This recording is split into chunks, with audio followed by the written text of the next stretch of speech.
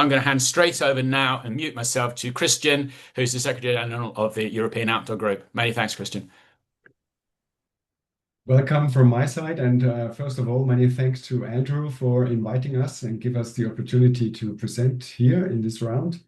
The European Outdoor Group sees itself as the voice of the outdoor sector in total, not just for brands, but the whole value chain, including retailers and suppliers.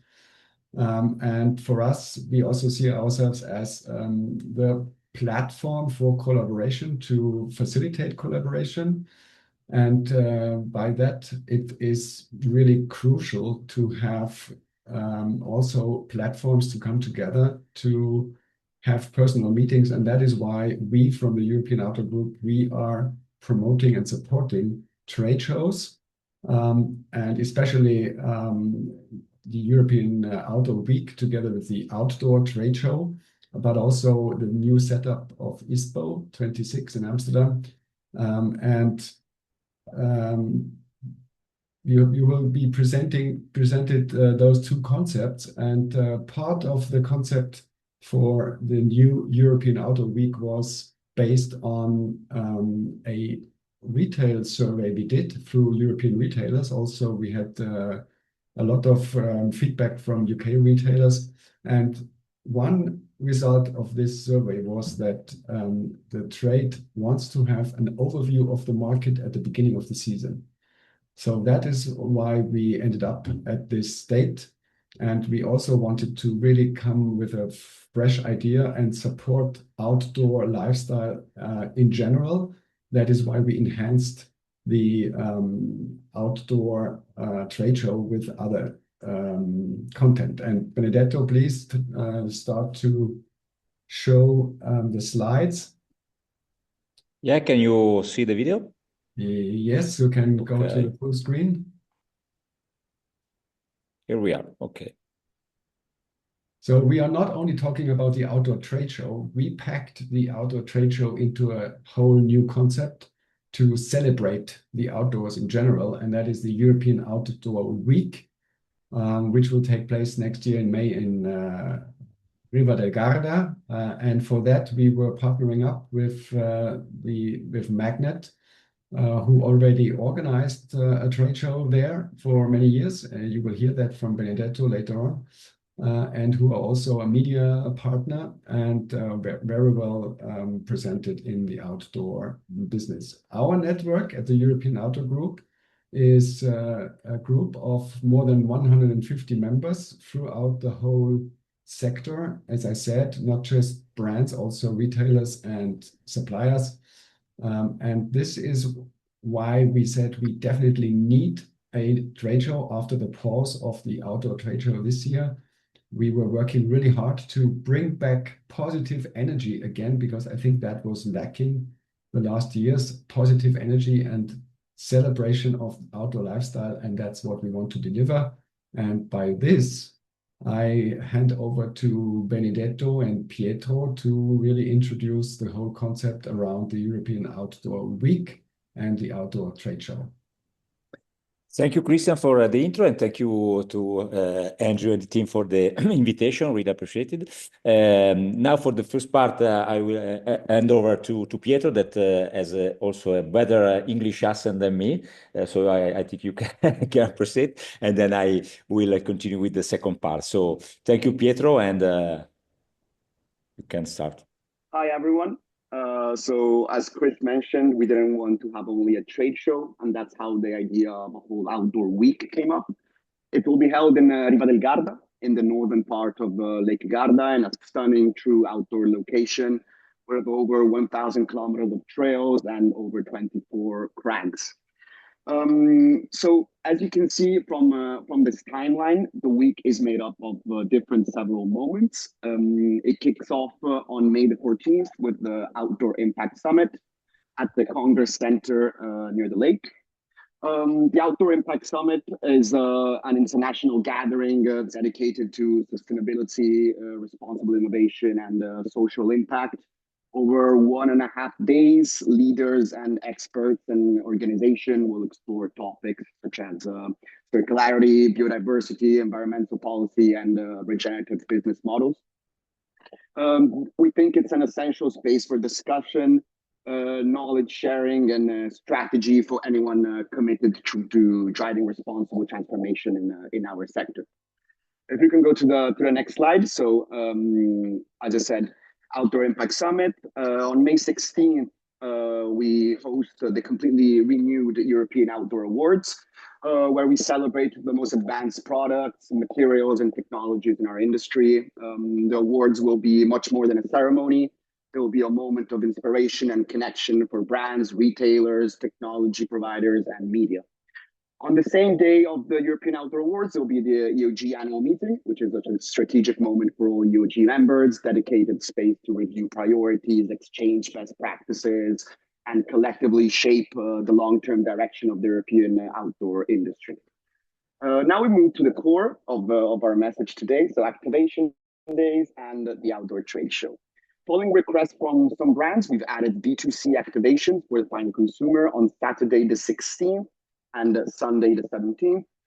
Activation days are about movement, experience, and real-world product testing. Participants can test the latest gear in authentic condition, join guided outdoor activities, or even host their own session, whether it's trail running, climbing, hiking, or water sports.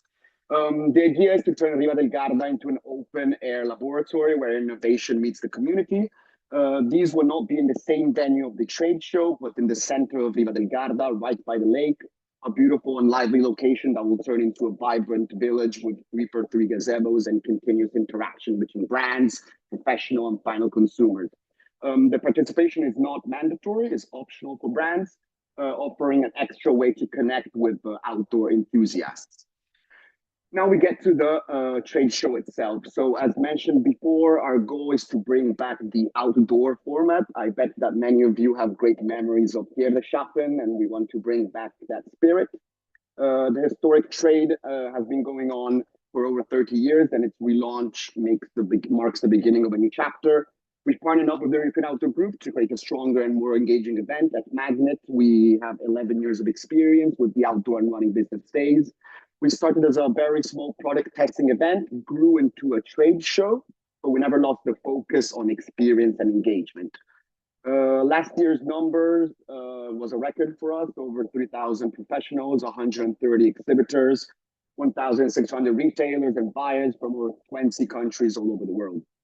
In 2026, with the partnership between MagNet and the European Outdoor Group and a stronger international outreach, the potential for visibility and business growth is even greater.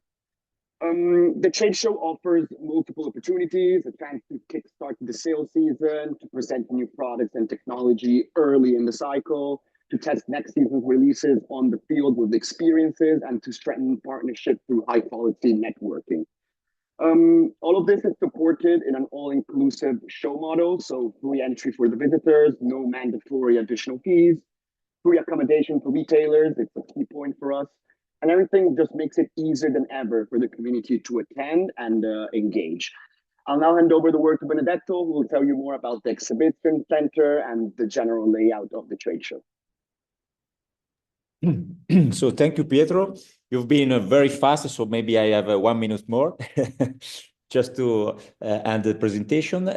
We speak now about some details of the exhibition center. That is a nice location, very close to the city, 10 minutes by car and 15 by walk. And it's a good venue because we have 11 halls potentially. I think we will use the half of the space this year. So it means from 6 to 7 halls. You can see here an overview. It's on different levels. So we will use for sure the ground floor with 4 halls and then the 2 halls of the first floor. And there are also some nice outdoor area. And in terms of parking, we are very, very good in terms of numbers. And totally the square meters are, we can see the total 25,500 square meters. So it's good space. Consider that the MOC, where outdoor has been organized, I think at 17,000 meters. So we have space. If we need, can have more space. Here you can see some details of the halls, and for sure we are starting to put inside the brands inside the tiers and the halls. And the nice thing I can say that we already reach now the 200 brands confirmed. It means 180 exhibitors. So good numbers and a good starting point from this side. I can say also that it's very, very important, the relationship and the job we are doing with the EOG for sure, but also with the national association that are also part of EOG. First of all, our local partner, Assosport Italiano Group, because it's based in Italy, and we work with them since many years to build the event. But for sure, we are in contact. We already signed important agreements and with all the most important association in Europe. So we are very happy about it, because it will help a lot also to involve not only brands but also retailers. For the final part, I want to underline some key concepts because the focus for sure is on the trade show, is on the exhibition, is on the business, but we also want to maintain our spirit. Consider that we started the event as an outdoor and experience event, and we want to maintain this atmosphere. We are plan to have some area for tents inside and outside the halls, and given the possibility also to the retailers, to brands to stay there for the accommodation, for example, it's very close to the venue. We have also some nice area where to drink and to eat also outside the show. It's a very brand new Gardastube with many places. For sure, the German people will appreciate this so much, but I think we also appreciate beers and drinks. But it's the part of also relaxing and networking and fun, and for sure also the party side. It's a very nice moment that we always organize, and we will have also some updates and some surprises on this side, but we'll let know the surprises to only to the brands that will make the application. So you can already do the application, both for the retailers and for the exhibitors. And so thank you for the attention. I think we stay in the right time. And Chris, you want to add maybe something more? We have I think 2 minutes, and then thank you for the attention. Yeah, thank you very much, Benedetto. I think you gave a great overview of what we have planned. I would like to add that for us, we are highly motivated to deliver what the whole outdoor sector needs. And our headline for this event is "No Excuses," because I think if we deliver that, there are no excuses to not show up at this event. And that's the plan for the future. This is the main event for the outdoor sector where everybody has to be part of, because if you miss out, you really miss something. So this is the goal for the future. And just one last information before I hand over to Mike. The European Outdoor Week was inspired by looking at the Paris Fashion Week, where the whole city is talking about one topic for 1 week. And this is what we aim for, that the whole city and the whole area is really talking about outdoor lifestyle. So this is what we want to achieve over the years. We are sure that we will deliver a very positive atmosphere. And this is also what we expect from ISPO 26, because we were more or less in the same development in the last years. Outdoor trade show and ISPO trade show was not very well bespoken over the last years, and this is what we want to achieve, to generate a completely different positive attitude towards those trade shows. We from EOG, we also support the changes going from Munich to Amsterdam, and you will now hear from Mike more about everything around the new ISPO concept. Thank you, Christian. Thanks, guys, and good morning, everybody. It's morning here. I'm in America at the moment, so apologies if you're seeing the inside of my hotel room. I will quickly share my presentation, which hopefully you can now all see. Okay. We basically announced 4 weeks ago that Raccoon Media Group would be taking over ISPO. As many of you know, ISPO has been the largest sort of sporting products trade show in the world for many years.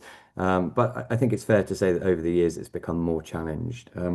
In my wisdom, I thought it would be a good idea to sort of step in and see if I could help bring it back to its former glory. But I think it is important to acknowledge where ISPO is at the moment. The event, everybody seems to have frozen. Can you still hear me? Yeah, Mike, we can hear you. Yeah. Okay, good. Yeah, Sorry. no problem.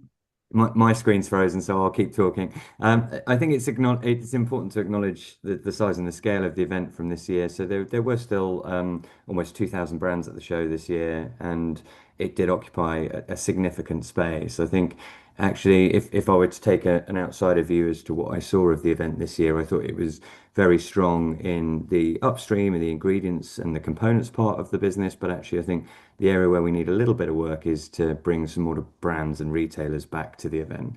There were some good brands there, but I think there's a bit of work to do. So we took over the event this week. We re-proposed our proposition for the years to come, and we're very fortunate that about 50% of the space for next year has already been sold by the team on site. So our challenge now is to deliver on the promise and bring you the ISPO that we've promised to you, which will be next year from the 3rd to the 5th of November at the RAI in Amsterdam. So just a brief background on us for those people who don't know us. It's a company that I set up 8 years ago with Raccoon Media Group. We started with a consumer running show in the UK, and we now have 20 plus events globally across passion-led sectors. But sport and outdoor is where our heart is. It's something that I'm personally very passionate about. For those of you who follow me on any form of social media, you'll have probably seen me posting about running because I like it a lot and I do quite a lot of it. And I really do believe that our industry is much better served by trade shows that bring our communities together.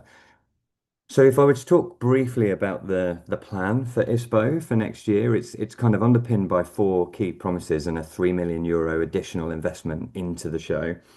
The first promise, which conveniently is in the bottom right corner, is for the new venue and the new timeline, which I've talked about. So why did we move to the RAI? Well, the current dateline actually clashes with the Thanksgiving holiday, and we felt it was incredibly important if ISPO is to return to being a global trade show and to attract those international buyers, that we needed to move slightly before that. And to Christian's point earlier from the retail surveys, it does seem to be clear that the retailers still want a start of season show when they're coming along, and we wanted to build the show for the audience. So we moved it slightly further forward. We weren't able to do that in Munich, so we were looking for good quality, large-scale international venues. And Amsterdam, for those of you who've been to the RAI, is a world-class, first-class venue. It's 2 tube stops away from the airport, so there's no need to get taxis, etc., which is good from a sustainability perspective. And obviously, we know that a lot of brands are headquartered in and around that region. And then it came to where are we going to invest in order to make the show different and better? And the first thing for me was really investing in making sure that the correct buyers are in the room. There's traditionally been a bit of a chicken and egg with trade shows. You need the brands to get the retailers, or you need the retailers to get the brands. And the only way that we could see to break that was to invest into bringing the buyers to the show. So we've put together a €1 million full service hosted buyer program. And that buyer program essentially covers flights and accommodation for retailers that want to attend the event from around the world. So we will be encouraging people from Europe, from Asia, from the US to come along to the show And we'll, as part of their deal, we pay their hotels and we pay their flights, but we arrange a schedule of meetings for them while they're at the event. This is really, really important for brands in terms of demonstrating ROI, in that you can go on site and you know that you've got maybe up to 100 meetings pre-scheduled before you get there, which kind of reduces that marketing risk. The second €1 million investment is into the content. I think most of us have good memories of ISPO back in the day, of some of the cool old activations that used to be there. And actually, that was really important to us that we were bringing that back to the show as well. So we have a rail jam planned throughout the front of the event. We have a big interactive climbing wall inside the event, a huge party planned, and lots of other cool ideas that we're working through at the moment. And over the next year, as we approach to next year's event, you'll see more of that being released, and there'll be an announcement every month about some of the cool things that we're doing. There's also a really cool speaker program on the first day, which I will come on to. And I think it's really important to note that the event itself, whilst it's a 3-day event, is actually a slightly different format this year. So day one, the 3rd of November, will be a C-suite summit. And then day 2 and 3 will be the traditional exhibition. So the C-suite summit is aiming to bring together people from outdoor brands, winter sports, and sporting goods to talk about the key issues that unite us. So this year, the themes will be improved participation, sustainability, and fair trade. And specifically with that talk to the US, the fair trade conversation is quite important. And the third and final pillar, and perhaps probably the most important to me, was the €1 million that we'll be investing into good causes through our ISPO Social Impact Fund. And that one of the things that I've felt with trade shows over the years, they've just been, run by companies that want to take money from our sector. And I think it's really important to me, or at least that was the feeling. I think it was important to me that we were shown to be alongside our community and giving back to our community. So every single year, for as long as I have it, ISPO will donate €1 million to good causes through our Impact Council. And they will do that at arm's length from us. So I won't be the person steering that money and investment. We'll have an independent board of trustees who manage those awards. And if anybody wants to apply for that funding, the applications will come out in the next month and will be awarded at next year's event. Mike, So can I yes. very briefly, as one of the trustees that Mike's appointed to help him start this, we were also before that interested in applications for people that would like to sit on the advisory board, and we need that before we can give the grants out. So do contact me direct on that. Thank you, Mike. Sorry. Yeah, no problem. And thank you, Andrew, for being part of our advisory board on that one. So what does this mean for you if you're a brand and you're thinking about exhibiting at ISPO? Well, actually, I think the thing that you'll see differently is a much more curated experience in terms of the ability to meet buyers and demonstrate return on investment and access to a much larger buyer pool. There is no other large-scale event globally in this period, in this sort of the winter start season period. And that makes us believe that the international buyers are quite keen to come. I'm in America at the moment and doing some deals with some big retail groups, which we'll be able to announce soon. It'll be a lower cost base to exhibit because we've moved out of the traditional venue where there has been some quite strict supply relationships. So all of those things that you were used to paying a lot of money for, power, etc., water, waste, that will be an easier fix. And if it isn't at any point, my governing rule for this is make your problems our problems. So if anybody has any issues with exhibiting costs, etc., come to me directly, please do. And we think it's going to be a stronger focus on the business outcome because of those hosted buyers. But we actually think it's going to be a much more fun, exciting experience because of the €1 million we're investing into the content. So it isn't all just about the head in terms of the return on investment, although that is obviously the priority. There is a bit of, we want to make ISPO cool and we want to make it fun again. In terms of, I'm sorry, I've just gone the wrong direction. One key announcement that we'd like to make today, which I think came out in the press officially yesterday, was our partnership with Intersport. That's the first retail partner for the event. Now, Intersport will be having a lounge within the show floor. Their CEO will be speaking at the event. They'll be inviting their entire global database of retailers to attend the event. This is not the only retail partnership that we are about to announce. There are more from across Europe and globally. So the aim is as long as we fill the room full of retailers, we think that the brands are going to have a much better experience. Beyond the booth is quite important to me. So as we're working particularly with the larger brands, we're actually encouraging people to think about doing more than just a rail. And we can sort of help curate that, help share in that. We want ISPO to be fun, engaging, exciting. We want to show the products in play. So we believe that if you guys are excited about your brands, you'll want to showcase them in real life. And we think that would make a much more exciting trade show than just a shell scheme booth with a few rails on it. So if you want to talk about that, come to me directly. I have quite a few cool ideas. There's a video here which I won't waste your time with, but I did want to briefly touch on the speakers that we have already confirmed for the C-Suite Summit on the 4th. So you'll see that we've got Jimmy Chin, who's one of the most inspirational filmmakers of all time. I'm sure you've all watched some of his movies. I don't think we've actually got her on here, but we just announced Lindsey Vonn, who's one of the greatest winter sports athletes of all time, will also be there. But we've got really cutting edge B2B speakers as well. We have the former founder of North Face, we have a vice president of UEFA, we have the CEO of Burton Snowboards, deputy chair of Pentland Group, and the CEO of Intersport. This is a cutting edge content piece that you cannot afford to miss. It really, really is the best of the best at this event. And then speaking of the best of the best, you've got my team here. I exclude myself from that, but if you need any help from anybody in our team, we really do have a first-class team behind the event, and they are at your disposal to help.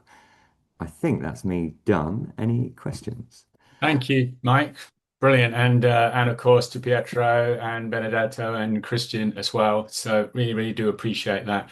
Loads of stuff happening, lots of exciting opportunities. So we've not got much in the chat. So if you've not put it in the chat now, and you'd like to ask a question of any of our speakers, either Christian with a sort of a total overview or a specific on for the guys at Riva de Garda or Mike about what's happening with ISPO.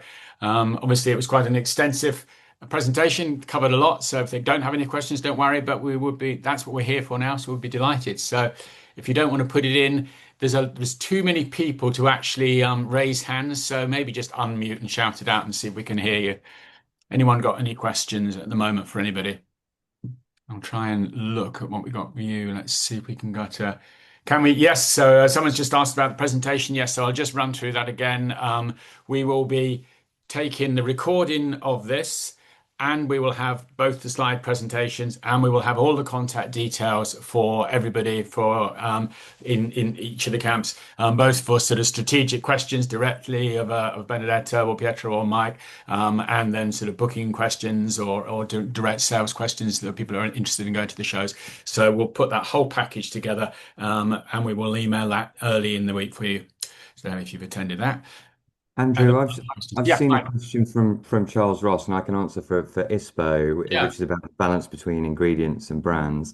Thank you. So I think ISPO, I'll let Benedetto answer for outdoor, but for ISPO over the years has become very focused on ingredients and components, and I don't think that's a bad thing. I think actually creating an ecosystem event is quite important because a lot of the innovation comes from those ingredients and brands. But my desire with ISPO over the years to come is to rebalance that. I think it's become too big a proportion of the show, and actually what I'd like to see is a much bigger brand and retailer pool to complement that ingredients and components pool. So in my head, I'd like to see them at least 50-50. Thank you, Right. Mike. I can answer shortly to this question. Yeah, by our side, until now, the percentage is 10% of ingredient brands. We are considering to do a whole or a part of the whole for the ingredients. So we want to have these brands on board. But yeah, the main focus is on the other brands. But we will have also a part dedicated to the ingredient, and we have some good names already on board. Right.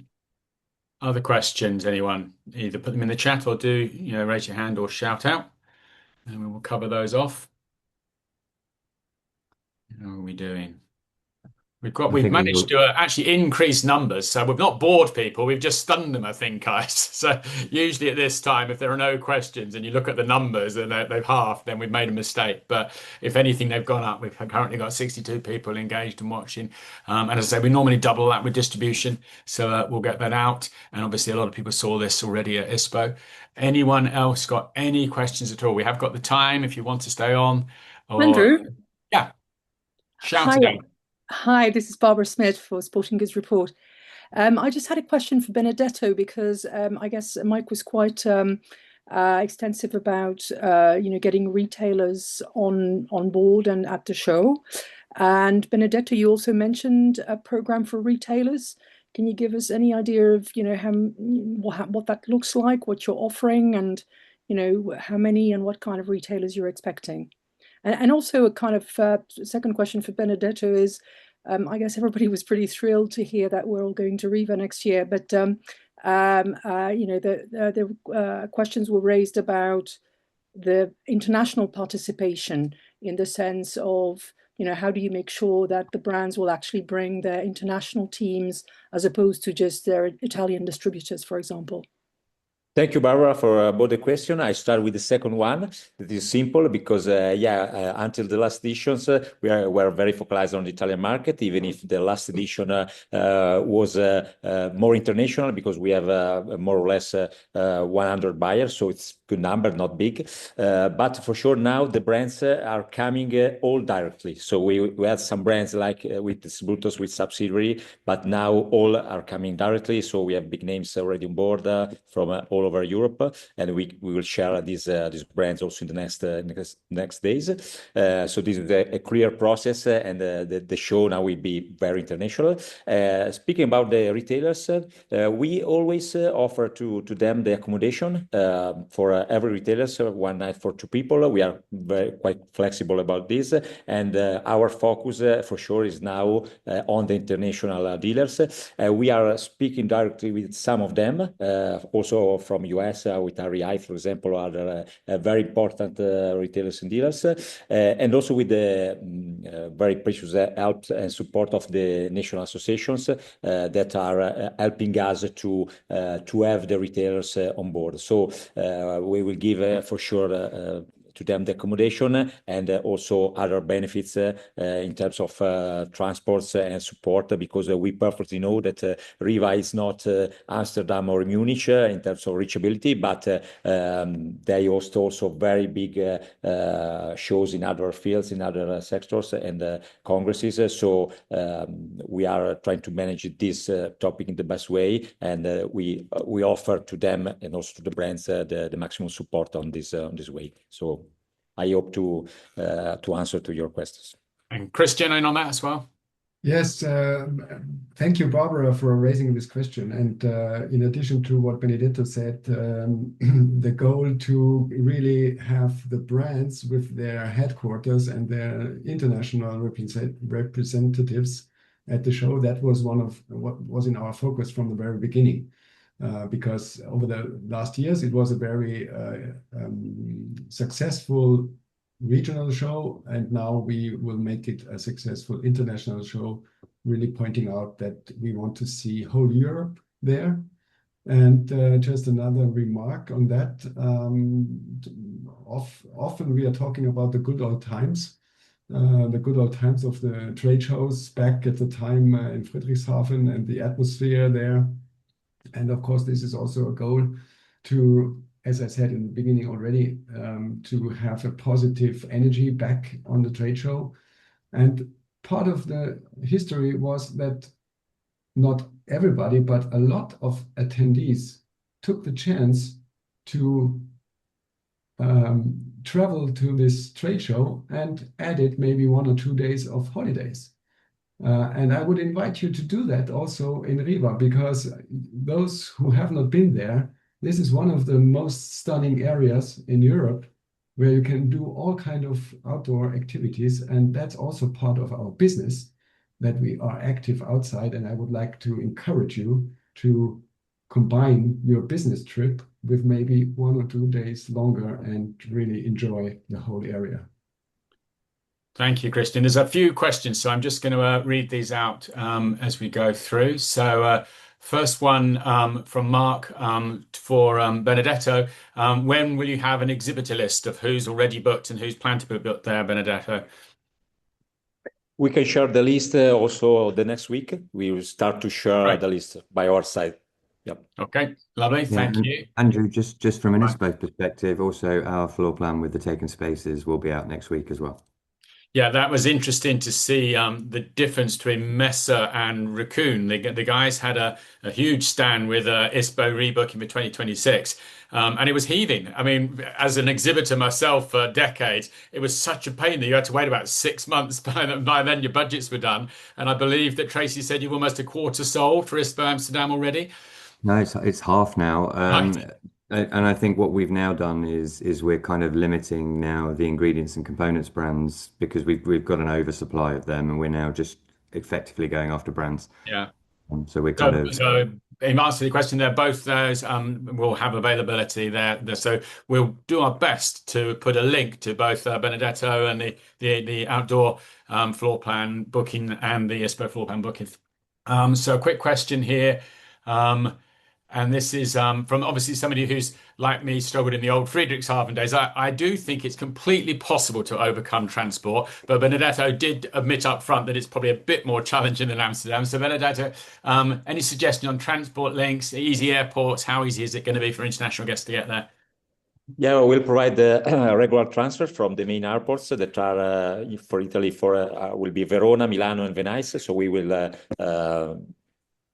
consider the regular transfer from the airports to the venue, for example. And yeah, this is Yeah, an I know. important I know point. you spoke to me about the idea of putting on buses from the key airports in the same way that ISPO has the ISPO bus, and then also making sure we give equal sight to both sides. I was the International Running Expo just like a couple of weeks ago, which was sort of the early pilot for Raccoon, which they put on in Amsterdam.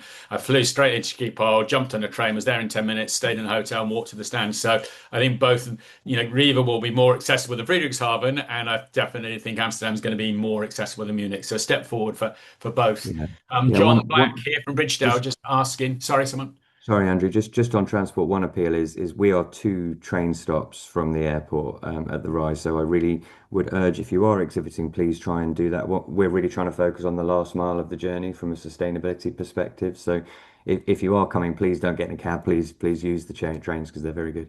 Yeah, absolutely. And that's been a real positive for our group. A number of the British retailers, you can actually go there on the Channel Tunnel. So you can go there the whole way by train. And Anthony Greasby, one of our retailers, reckons you can do it there and back in a day by train. So how exciting. Mhm. To both shows, please don't forget retailers from smaller but still essential markets like Latin America, South Africa, Australasia, Far East and Asia. What are the plans there? So to Benedetto and then to Mike, plans for right across the world. Yes, important point. We are in contact also with some association, with some companies also outside Europe. We will for sure we'll have a delegation from from China with some brands and retailers, for example, and yeah, will be a focus also to concentrate also on these markets and not only the most important European ones. So thank you for this suggestion. It's a very good point. Thank you. And Mike? Yeah, I think this falls under our hosted buyer program, and as we start to work with brands, we build sort of collaborative lists together for target markets and target retailers, and then we prioritize those, and then we directly invite them. We'll cover their flights and their hotel. So that's kind of part of our strategy, but very important that it is a mix of sort of those larger multis and the small regional ones as well. And I do know, again, having spoken to Benedetto and Mike, the OIA, the BSI, the OSV, the Polish Outdoor Group, the Scandinavian Outdoor Group, the OIA America, we've all been invited already by both to participate. So as your sort of UK body here, we will be giving access to everything and keeping you, fully informed of both shows and the opportunities there. Let's see what else. Oh, we've got another question coming here. Outdoor product design, independent agency, tended to come to shows mainly to stay on top of trends, but find ourselves on the edge of the main meetings. Is there any scope in either show format for a simple design brand meeting stand or design clinic where agencies could book short one-to-ones with brands, can get a clear ROI from attending? So that's quite a long question there. I hope that made sense, or check it out on the chat. So have a I little think look through that question. Mike, yeah. Yeah, I can answer. I think there's 2 points to that. Yes, one, we could arrange something. I think one thing I would always say is just be careful about making something permission based. I mean, often when brands are at these shows, they're there because they're looking to meet their retail clients, etc. There are other benefits. So we'd probably have to think about how we could do that in a way that it didn't interrupt the brands and feel sort of frictional. So I think that's probably a one-to-one direct conversation with us, and we'll sort of sense check it with some of the brands. But I do think the main thing to remember is the brands are generally there to try and do business and sell to their retail clients. So we just have to be sensitive to that. And I think, yeah, speaking as a brand, that's paid, I mean, hundreds of thousands over the years. The last thing I want, the best will in the world to RT, whoever you are, is you coming on my stand, taking photos of my samples, and then running off to design them for somebody else. So I think you've got to be very, very careful about that sort of approach on either show. Sorry, guys, did turn my phone down. Anyone else? Any other questions? Oh, here we are. Oh, these are just some links. That's a link from Marta for our own trade show at Slide coming up, which will be the first thing done. And I believe both Christian and the ISPO team will be at there. So I think we've got opportunity to meet the guys. Christian, you've got your arm up there. Yeah, I think, Andrew, you missed one of the questions in the chat from John, who was asking. It felt a little bit controversial, so I kind of skated that one. But if you want, we can go for it. What was the question? We are transparent and we are open in our sector. Okay. We talk about everything. Does ISPO have any plans for a summer show as well, basically? It sort of says, reading between the lines. Yeah, we're coming after him. No. No, I think just answering this question and then hand over to Mike, because well, I what can I answer wanted it. to inform you is also that we are partnering up with MagNet for next year and for 27. So we have 2 years. It's clear that European Outdoor Week will take place in Riva next year and also in 27. We are all about trying to give you the best experience you can have. So this is in our focus right now. And I think for Mike, that's also the same focus, to think of the next show. And then I'm not quite sure what's coming up in the future. Yeah, just to be clear, my job is to help bring the industry together, and we've got a big job to do with ISPO, and we take that very seriously, and we want to give you the show that you deserve.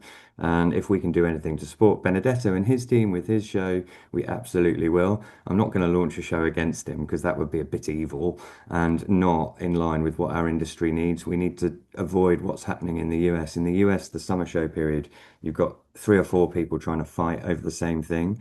We are much better as an industry when we come together and collaborate.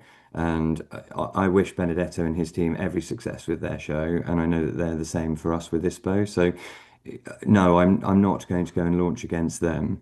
And I wish them all the best. Thank you. Very shortly, thank you, Mike, for your words, and we really appreciate this partnership. And I can say that we went also to Amsterdam for the International Running Expo. We know Mike and your team are very, very good and professional people. So I really trust in the cooperation, the partnership for the industry, for the market. So I underline and I completely agree on this point. Thank you. And I think as we come to the end, that really does sum up the sort of the spirit of what we've seen here and at ISPO, that of collaboration and working together for common good. And it reminds me when we relaunched the OIA 12 years ago, I think at one point, Marta will correct me, but there were 7, maybe 9 shows. We had Cores, we had Rocks, we had Stoner, we had Tent Show, we had the forerunner of OTS, we had Snowball, we had road shows.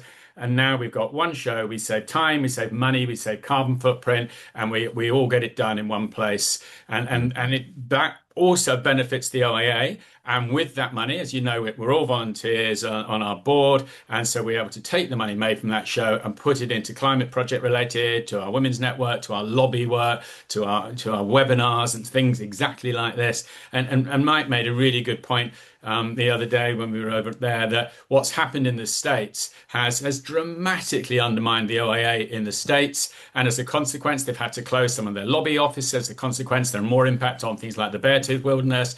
Their voice is lower. So the more one fractures and fragments an industry, the less power it has, and the less you can speak with common voice and common goal, which is exactly what the OIA, the SOG, the EOG, all of us really exist for. So great to hear that collaboration and that spirit of collaboration. I've just got a few people starting to leave, saying thanks everyone. See you at Lake Garda in Amsterdam. Some really good buzz. Andrew, there's just a question from Another Kim. question there, Mike. Yeah. Yeah, which was about the data. So when we bought the the majority stake of ISPO, we acquired all of the assets, including all of the data. So we will be using all of that to promote ISPO for next time. And even I think we've got Christian, we've got a few of the key Munich people even moving across for a while as well, haven't we, Mike? So, fairly unbroken continuity in some areas. Yeah, it's mainly going to be a new team with the Raccoon team. I think that was quite important to us that we were going to do it our way. But there are some people like Christoph Rapp who will be staying on as a sales agent across the German region, and a number of our sales agents internationally will be staying on to help us sell. Yeah, some faces. Well, no, Andy Schimmick, I know, is helping out, and Martin Kosler, I've seen, Oliver Wang, some of the guys some faces we've all known as well, and working right across the board. Right. Well, we're getting close to end of time. Any final roundup questions? Christian, anything you'd like to do just to sort of summarize as an endpoint? Well, I thank you for your time and really appreciate already the first positive reactions. Confirming that you will come to GADA, and this is another invite. We can only do our very best to support the industry. That's our goal at the European Outdoor Group. And we will, hopefully see as many as possible at next year's trade show. So please feel yourself invited to join us and work together jointly on a positive future for the outdoor industry. Yeah. Mike? Yeah, absolutely the same. I think, from us, I will be heading to Riva as well, but obviously we're now working already on Amsterdam for next year. That is my business's full focus. So if anybody wants to talk to us about it, give us some ideas or input. We'd love to chat. We've got 2 ears and 1 mouth, so we want to listen more than we talk. And I look forward to seeing you in Amsterdam for a big party to celebrate the outdoors. Brilliant. And I just genuinely believe both those invitations are from the heart. I've been working with all these teams, and it's field of dream stuff. If we don't go, it won't work. But if we all go, it bloody will work. And we all know how good a show can be. We've all been at ISPO in its heyday. We've all been at Friedrichshafen in its heyday. That absolutely can happen. And building one great show for everybody saves you time, your money, your carbon costs. There's so much more than just a rail of samples in an order form these days. There's so many opportunities. So I would urge everyone to get in touch with Christian, Benedetta, Pietro, and Mike, and follow this up, and look forward to seeing you all both in Italy and in Amsterdam. Huge thanks to all our speakers. And just to confirm, an entire bundle of the webinar, the presentations, the contact details, the booking forms, and everything will be mailed out to you and available on the OIA website from next week. Huge thanks to Marta and Dan and the team at the OIA, of course, for hosting us and supporting us as always. Big thanks. Drop us a line, any questions, any emails, any of us. And don't forget, if you'd like to volunteer to help me put together the advisory panel for spending all Mike's money on good outdoor causes, we'd delighted to help him do that. So get in touch on that as well. Many thanks, everyone. Take care and see you all soon.